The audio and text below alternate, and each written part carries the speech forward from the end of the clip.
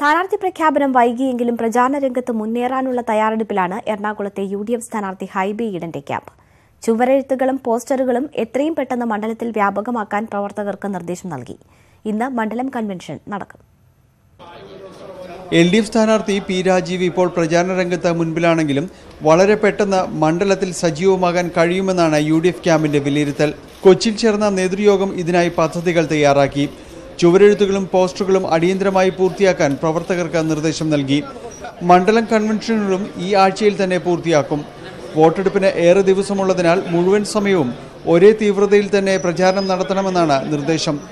പ്രവർത്തകരുടെ ആവേശവും മണ്ഡലത്തിലെ വ്യക്തിബന്ധങ്ങളും UDF കൊണ്ടുവന്ന വികസന പദ്ധതികളും വോട്ടായി മാറുമെന്ന് ഹൈബി ഈഡൻ പറഞ്ഞു.